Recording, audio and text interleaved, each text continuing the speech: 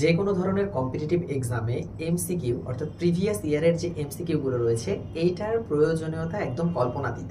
যে কোনো কম্পিটিটিভ এক্সামে অ্যাটলিস্ট 50 to 60 কখনো কখনো মোর দেন 70% কোশ্চেন কিন্তু হুবহু প্রিভিয়াস ইয়ারে কোনো না কোনো একটা এমসিকিউ পরীক্ষা এসেছিল সেই প্রশ্নটাকে তুলে দেওয়া হয়।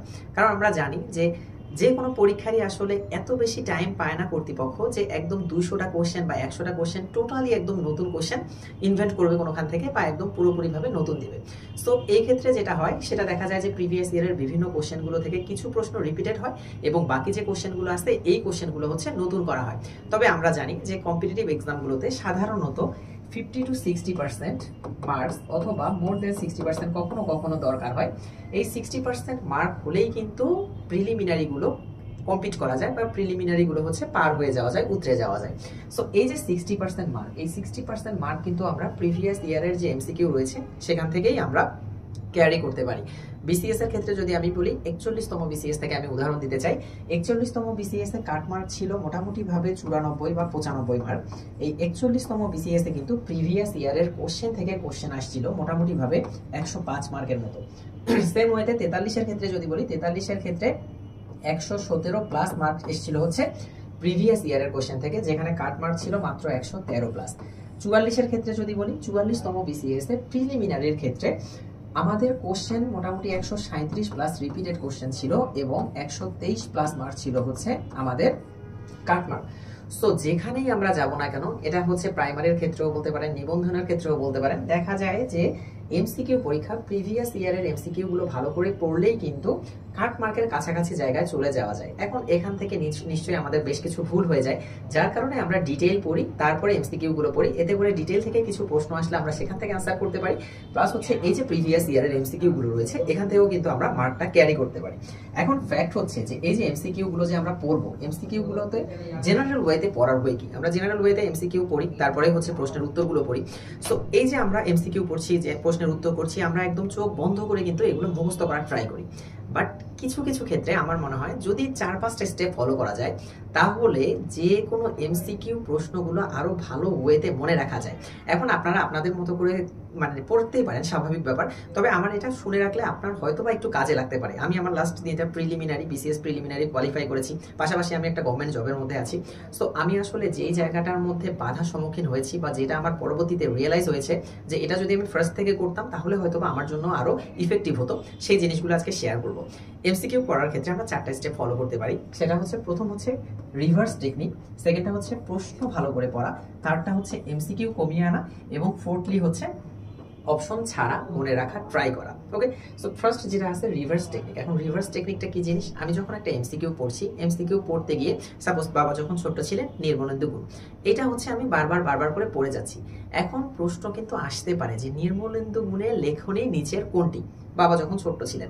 সো এই যে রিভার্স টেকনিকটা, অথবা শেষের কবিতা কি উপন্যাস, তাহলে আমি আবার উপন্যাস থেকে শুরু করব যে নিচের কোনটি উপন্যাস, এটা হচ্ছে শেষের কবিতা। আমি যদি এই জিনিসটা হচ্ছে ওই যে ডিএনএ যেমন 5 prime to 3 prime 3 prime to 5 prime complementary ভাবে আসে, সেম ওয়েতে আমি যখন একটা এমসিকিউ পড়বো তখন যদি আমি রিভার্স টেকনিকে বারবার করে পড়ি তাহলে আমাদের ব্রেন এটাকে আরো ভালোভাবে মনে রাখতে পারে। আমরা জানি হচ্ছে নার্ভাস সিস্টেমের উপর ডিপেন্ড করে বা হচ্ছে নিউরন ব্রেনের মধ্যে কাজ করে বা নিউরনের যখন সিগন্যাল একটা আরেকটার সাথে জয়েন হয় তখনই হচ্ছে ইনফরমেশনগুলো আমাদের মনে থাকে। সো একটা মানুষের সম্পর্কে সাপোজ আমি কারো নাম শুনলাম, নাম শুনে হচ্ছে অনেক সময় নামগুলো আমরা ভুলে যাই, কিন্তু যদি কোনো কারণে নাম কোথায় বা নাম কি, বাসা কোথায় বা বাবার নাম কি, এরকম 2-3টা ইনফরমেশন আমরা বিভিন্ন অ্যাঙ্গেল থেকে শুনি, এই জিনিসটা কিন্তু ভুল হওয়ার প্রবণতা কমে যায়। সেম ওয়েতে আমরা যদি একটা এমসিকিউকে ফার্স্টে হচ্ছে ফরওয়ার্ড পড়ি, তারপরে হচ্ছে রিভার্স পড়ি, একটু বেশি ইনফরমেশন এটা সম্পর্কে আমার ব্রেন জানলে কিন্তু এইটা মনে রাখার প্রবণতা বা হচ্ছে মনে রাখার চান্সটা বেশি থাকে আমাদের জন্য। সো প্রথম যে টেকনিকটা আমরা ফলো করবো এটা হচ্ছে রিভার্স টেকনিক। একটা এমসিকিউকে সোজা দিক থেকে একবার পড়বো, উল্টো দিক থেকে একবার পড়বো। দ্বিতীয় যে জিনিসটা রয়েছে আমাদের সেটা হচ্ছে প্রশ্ন ভালো করে পড়া। এই জিনিসটা এমসিকিউ এর ক্ষেত্রে খুবই ইম্পর্টেন্ট একটা জিনিস। আমরা বেশিরভাগ সময় হয় কি, আমরা একটা গাইড বই নেই অথবা একটা জব সলিউশন নেই, নিয়ে কি করি, প্রশ্নটা পড়ে কোনো রকম প্রশ্নটা একটু শেষ করার সাথে সাথেই আমরা অ্যান্সারটা পড়ে ফেলি। হ্যাঁ, ধরেন যে বাংলা ব্যাকরণ পড়ছি, স্পর্শবর্ণ কয়টি আমরা পাবো, 25টি পড়ে ফেললাম, তাড়াতাড়ি করে পড়ে ফেললাম। এখন কখনো কখনো কিছু কনফিউজিং প্রশ্ন থাকে যেগুলোর আসলে প্রশ্নের ভিতর দুই একটা ওয়ার্ড থাকে, যে দুই একটা ওয়ার্ডের কারণে অ্যান্সারটা চেঞ্জ হয়ে যায়। সো কনফিউজিং কোশ্চেনগুলোর যদি আমরা অ্যান্সার করতে চাই, তাহলে প্রশ্নটা আমাদের বারবার করে ভালো করে পড়তে হবে, দেন উত্তরটা দেখতে হবে। এটার আরেকটা বেনিফিট আপনাকে বলি, আপনি হয়তোবা এখন পড়াশোনা করছেন নির্দিষ্ট একটা সেট বই থেকে, ওই বইয়ের মধ্যে কোনো একটা এমসিকিউ আপনি পড়তে গিয়ে জানেন এইটার অ্যান্সারটা ঘ নাম্বারে আছে, আপনি প্রশ্নটা অর্ধেক পড়েই অ্যান্সারে চোখ চলে যায়, ঘ নাম্বারে এইটার অ্যান্সার এত, যে তামুদ্দিন মজলিস কত সালে প্রতিষ্ঠিত হয়েছে বা কত তারিখে প্রতিষ্ঠিত হয়েছে, আপনি দেখে ফেললেন 1 সেপ্টেম্বর। সো আপনি কোনো রকম প্রশ্নটা তমুদ্দিন মজলিস দেখার সাথে সাথেই আপনার ঘ নাম্বারে এই চোখটা চলে যাচ্ছে যে এই প্রশ্নের তো উত্তর ঘ নাম্বারে আছে, আমি জানি। এখন সেম প্রশ্নটা যখন আপনি মোবাইল বা অন্য কোনো প্ল্যাটফর্মে টেস্ট দিতে যাচ্ছেন বা মডেল টেস্ট দিতে যাচ্ছেন, তখন তমুদ্দিন মজলিস কবে গঠিত হয়, আপনার ঘ নাম্বারে চোখ যাচ্ছে কিন্তু উত্তরটা আসলে ক নাম্বারে দেয়া আছে 1 সেপ্টেম্বর। যার কারণে আপনার মনে হচ্ছে আরে এমসিকিউ তো আমি কোথাও না কোথাও পড়েছি, কিন্তু এত কনফিউশন ক্রিয়েট হচ্ছে কেন। আমাদের ব্রেন, আমি একটু আগেও বললাম যে বিভিন্ন অ্যাঙ্গেল থেকে মনে রাখার চেষ্টা করে। সো আমি যখন বইয়ে পড়েছি, প্রশ্নটা অল্প একটু পড়ার সাথে সাথে ঘ নাম্বারে দেখেছি, আমার ব্রেন আলটিমেটলি মনে রেখেছে এই প্রশ্নের উত্তর তো ঘ হওয়ার কথা। কিন্তু যখনই অন্য কোনো টেস্ট বইয়ে বা অন্য কোনো মোবাইল প্ল্যাটফর্মে আপনি এক্সাম দিতে যাচ্ছেন, ওই প্রশ্নের উত্তরটা ঘতে না থাকার কারণে ওই সেটআপটা আমাদের মাইন্ড থেকে যায় না, যার কারণে আমাদের মধ্যে একটা কনফিউশন ক্রিয়েট হয়। আর আমরা জানি যে কম্পিটিটিভ এক্সামে কনফিউজিং জায়গার কোনো অবকাশ নেই, কারণ এখানে একটা ভুল হওয়া মানে আপনার 0.5 নেগেটিভ মার্কিং, অন্য ক্ষেত্রে কিছু ক্ষেত্রে 0.25 নেগেটিভ মার্কিং।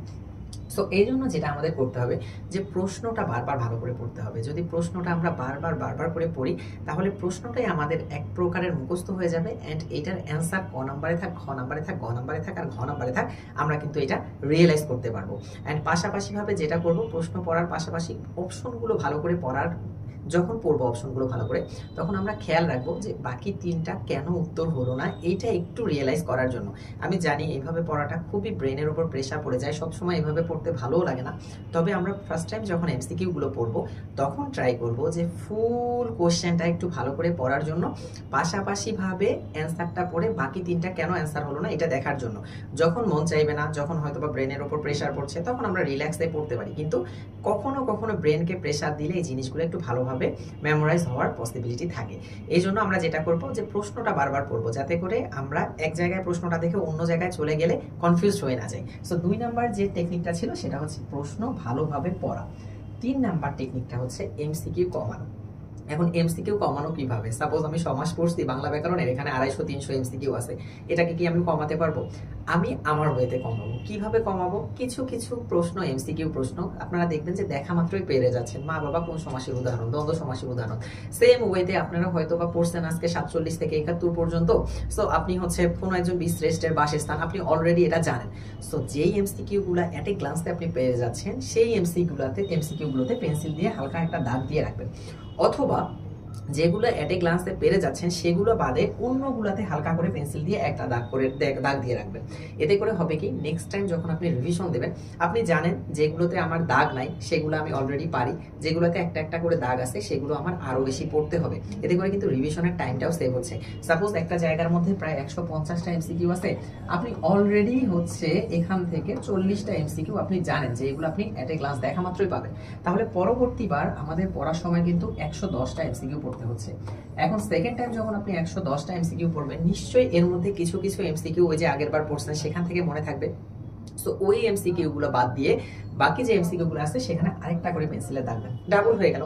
সাপোজ পরের বার আপনার মনে আছে আরো 30টার মতো, সো এখন আপনার আর মাত্র হচ্ছে 80টা এমসিকিউ হচ্ছে ওই অধ্যায়ের মধ্যে অবশিষ্ট থাকলো, এবং ডাবল দাগ দেয়া। সো ফার্দার যখন আপনি রিভিশন দেবেন, রিভিশন দেওয়ার সময় এই যে 150টা এমসিকিউ এর কিন্তু অর্ধেক মোটামুটি হয়ে গেল, এই 80টা এমসিকিউ আপনার শুধুমাত্র ওই অধ্যায় থেকে পড়তে হচ্ছে। এবং এটা পড়ার ফলে কিন্তু আমাদের যে এমসিকিউ গুলো আমরা পারি সেটা তো পারি, পাশাপাশি এই এমসিকিউ গুলো পড়ে ফেললে না পারা এমসিকিউ গুলো বারবার করে পড়া হয়ে যাচ্ছে। এতে করে এমসিকিউ যেগুলো হচ্ছে যে অধ্যায়ের আমরা পারি না, সেই এমসিকিউ গুলো আমাদের মেমোরাইজ হওয়ার কিন্তু একটা সম্ভাবনা ক্রিয়েট হয়ে যাচ্ছে। যার কারণে আমরা যখন এমসিকিউ গুলো পড়বো, তখন যদি আমরা দাগিয়ে দাগিয়ে কমিয়ে আনি এবং প্রত্যেকবার আমরা একটু রিয়েলাইজ করি কোন এমসিকিউগুলো আমরা দেখা মাত্র পারছি, সেই এমসিকিউগুলো স্কিপ করি, তাহলে কিন্তু আমাদের রিভিশন টাইমটাও শর্ট হয়ে যাবে। আগের বার যদি এটা পড়তে আমার 1 ঘন্টা লাগে, পরের বার পড়ার সময় 40 মিনিট লাগবে, তারপরের বার পড়ার সময় 30 মিনিট লাগবে। আর আমরা জানি preliminary is all about revision, যে যত বেশি রিভিশন দিতে পারবে তার হচ্ছে পাস করার প্রবাবিলিটি তত বেড়ে যাবে। সো যেহেতু এখানে আমাদের এমসিকিউ কমে আসছে, তার মানে আমরা কম সময়ের মধ্যে এটা রিভিশন করতে পারবো। অ্যান্ড একটা বইয়ের বা একটা সাবজেক্টের সব এমসিকিউ গুলো যদি আমরা কমিয়ে আনার ট্রাই করি, তাহলে প্রথমবার পড়লে যদি আমাদের দেখা যায় যে 10 দিন টাইম লাগছে, দ্বিতীয়বার পড়ার সময় অনায়াসে 7 দিন টাইম লাগবে, থার্ড টাইম পড়ার সময় ওইটাই পড়তে আমাদের 5 দিন বা 4 দিন সময় লাগবে। সো এই 4 দিনে একটা সাবজেক্ট শেষ হয়ে গেলে অন্য সাবজেক্টের জন্য আমি বেশি সময় পেয়ে যাচ্ছি, তার মানে আমরা রিভিশনটা আরো বেশিবার দিতে পারবো এবং কনফিউশন কমে যাবে। যে কোনো কম্পিটিটিভ এক্সামে আসলে কনফিডেন্টলি আমরা অ্যান্সারটা করতে পারবো। এই জন্য এমসিকিউটা পড়ার সময় একটু কমিয়ে কমিয়ে পড়ানোর ট্রাই করবো এভাবে করে। আর এরপরে যে লাস্ট আমি পয়েন্টটা রেখেছি সেটা হচ্ছে অপশন ছাড়া পড়া। অর্থাৎ আমরা জানি প্রিলিমিনারির মধ্যে এমসিকিউ এর জন্য 4টা অপশন দেয়া থাকে, এই 4টা অপশন থেকে আমাদেরকে ডিটেক্ট করতে হয় যে কোনটা আসলে কারেক্ট অ্যান্সার। সো আমরা যেটা সেটা হচ্ছে প্রথমে এমসিকিউ প্রশ্নটা ভালো করে পড়ে উত্তরটা দেখে নিয়ে একটু না দেখে উত্তরটা করার ট্রাই করব।